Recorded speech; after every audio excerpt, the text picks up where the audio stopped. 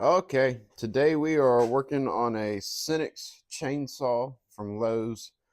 These things are pretty cheap, to say none the least. They're, I want to say this one was brand new, 70 bucks.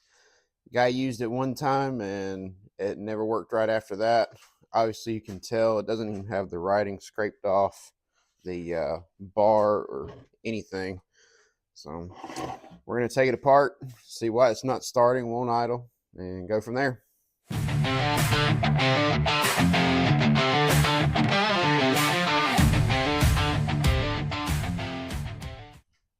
All right, we're gonna get started on the saw here. Pretty cheap little stuff here. Just pop all this stuff off. This thing has some clips here that just comes off like that. We'll take the fuel lines off.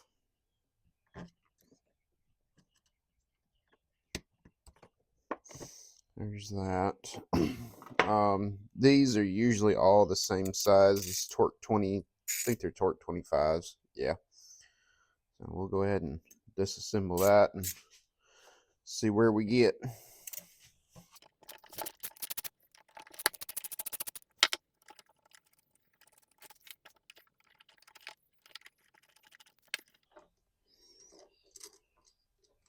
Come on, you pesky little thing.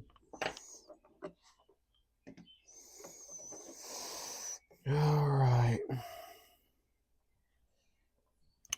Okay, that's interesting. There's no gasket on the back side of this carburetor. And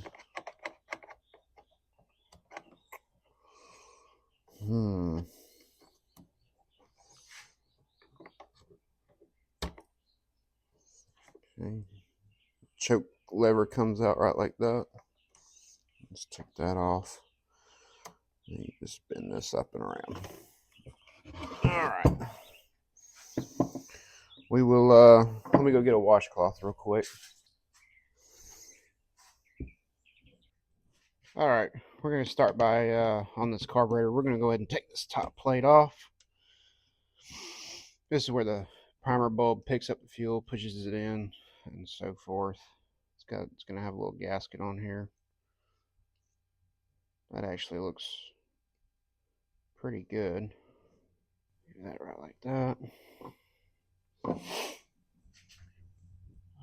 Let's see. Spray out some of these problems here.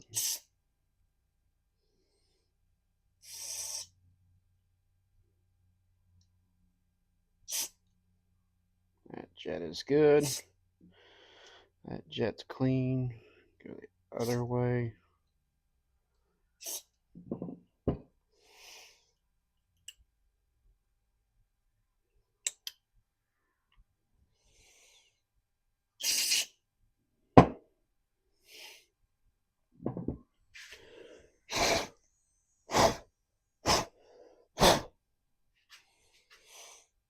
There's actually a little bit of crud right down in here.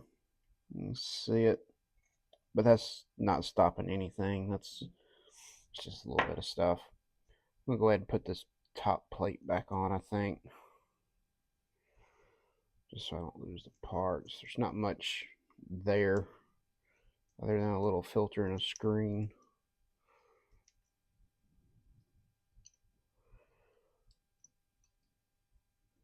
Let's stick that back like that.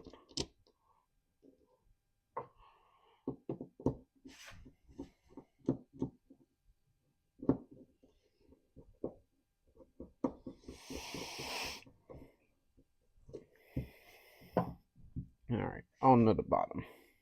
Let's see what we got here.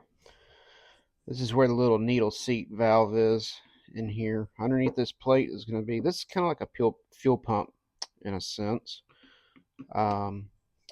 Brings fuel in consistently, the little palpation pump there, and then on the downward stroke, when it pulls the air, it creates a vacuum. It pulls the fuel in through the needle seat. If these are damaged, sometimes they don't like to suck fuel the right way. There might be just a little bit of junk in here. You never know.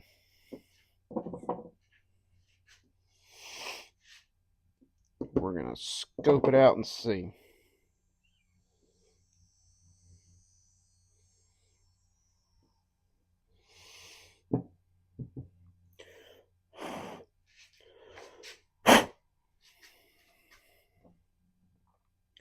There is a little bit of gunk in here built up on this little brass plug here. Doesn't look like it's anything crazy though, and the needle seat's working correctly. This little spring valve, it looks like it's working correctly. We're going to spray it out. Be sure you have eye protection when you use this carburetor cleaner. Sometimes this stuff gets wild. You don't want this stuff in your eyes for sure, because it hurts. No questions asked, it hurts.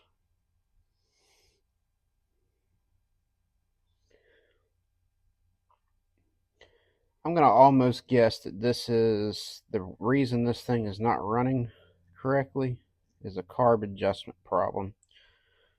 There was a little bit of gunk in here, but nothing too crazy. It's pretty much a brand new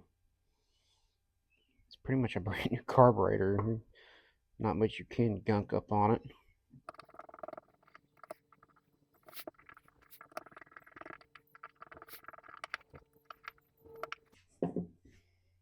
So, on these little things here, the low and high idle, or the low idle and full throttle side right here, I would almost guarantee that these are adjusted wrong. We're going to go through here once we get it cranked, and we're going to adjust these to see what the idle sounds like once we get it idling, and then kind of go from there. From there, once we get it idling, rougher or whatever have you, then we're going to adjust the throttle position screw and so on and so forth. We'll get there, but it takes takes a special little screw. I don't know if you can see this or not, but it takes special pliers, and you have to use these. This goes down in here with a little pin in here, and bam, you adjust it that way. Most pain in the butt little things ever.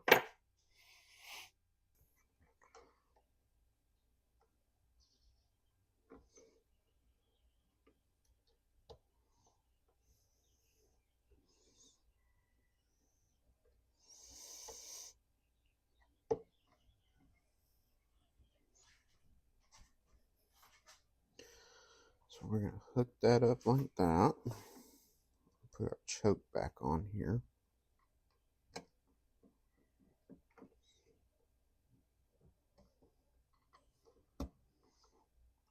Like that. That goes down on there.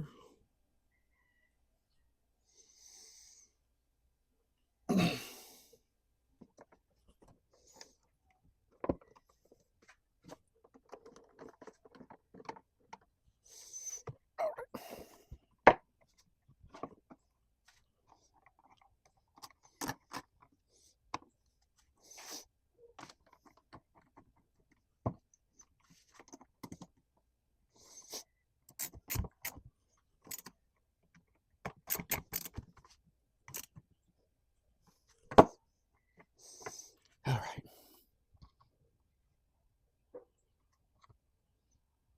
We're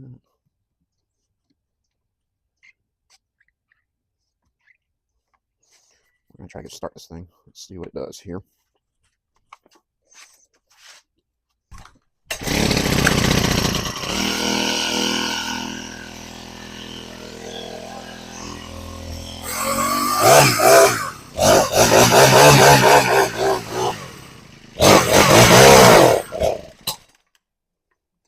All right. Put this thing back together here.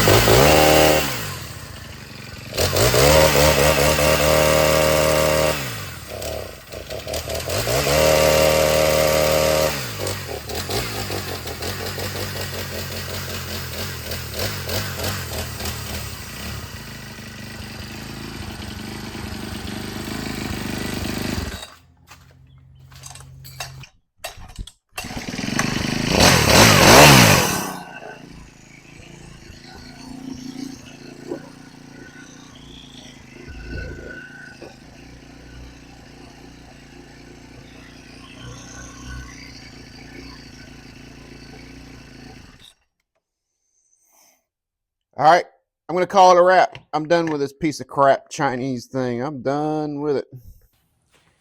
Okay, well, we got as good as we're gonna get with this saw. This is a Senix CS4QL L1. These things are Chinese made, even though the company says it's American made, brought to us by America. It comes from overseas, no matter what. It's a Chinese based company.